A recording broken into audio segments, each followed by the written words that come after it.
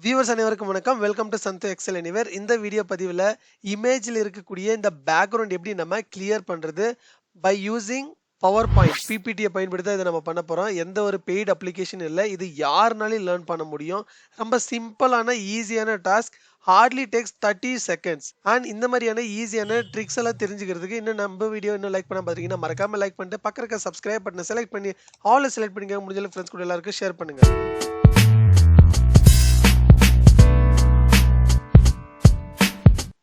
First நம்ம என்ன பண்ணலாம்னா ஃபர்ஸ்ட் இது எப்படி இந்த பவர் பாயிண்ட் ஓப்பன் பண்ணது பார்க்கலாம்.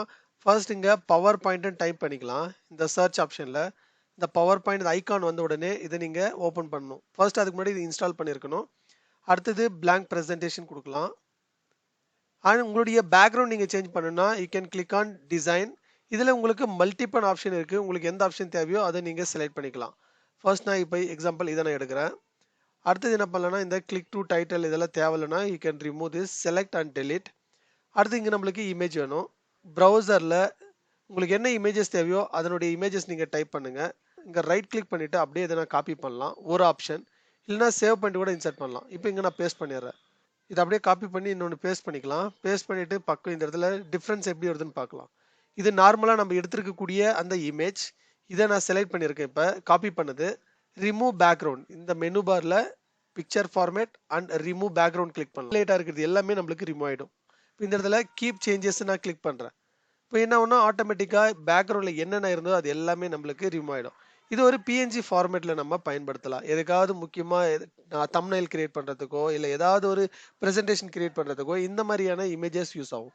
இப்போ அதே மாதிரி வேறு ஏதாவது இமேஜஸ் நம்ம பண்ண முடியுமான்னா டேரெக்டாக நான் இப்போ டைகர் எடுத்துக்கிறேன். இந்த இடத்துல இதை ரைட் கிளிக் பண்ணிவிட்டு காப்பி பண்ணிக்கலாம். காப்பி பண்ணிவிட்டு இங்கே நான் அப்படியே பேஸ்ட் பண்ணுறேன். ஸோ இப்போ இதனுடைய பேக்ரவுண்டாக நான் ரிமூவ் பண்ணணும்னா இதை அப்படியே கொஞ்சம் ரீசைஸ் பண்ணிவிட்டு இந்த இடத்துல செலக்ட் பண்ணிட்டு பிக்சர் ஃபார்மேட், ரிமூவ் பேக்ரவுண்ட் பாருங்கள். இமீடியட்டாக அந்த சேஞ்சஸ் நம்மளால் பார்க்க முடியும்.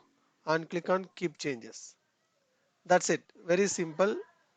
இப்போ நம்மளுக்கு அந்த பேக்ரவுண்ட் ரிமூவ் ஆயிடுச்சு. பார்க்கறதுக்கும் ரொம்ப நீட்டாக இருக்குது. இந்த இமேஜஸ் நம்ம எங்கேனாலையும் நம்ம இப்போ பயன்படுத்திக்கலாம் தேவைப்படுற இடத்துல. ஸோ இந்த மாதிரி இன்னும் நிறைய டிப்ஸ் அண்ட் ட்ரிக்ஸான பவர் பாயிண்டுடைய வீடியோஸ் எல்லாம் தொடர்ந்து பார்க்கறதுக்கு இன்னும் நீங்கள் நம்ம வீடியோவை லைக் பண்ண பார்த்தீங்கன்னா மறக்காமல் லைக் பண்ணிட்டு சப்ஸ்கிரைப் பண்ண பார்த்தீங்கன்னா மறக்காமல் சப்ஸ்கிரைப் பண்ணிட்டு பக்கம் இருக்க பெல் ஐக்கான் செலக்ட் பண்ணி அப்படி அவ்வளோ செலக்ட் பண்ணுங்க. நீங்கள் முடிஞ்ச அளவுக்கு ஃப்ரெண்ட்ஸ் கூட எல்லாருக்கும் ஷேர் பண்ணுங்கள். தேங்க்யூ ஃபார் வாட்சிங்.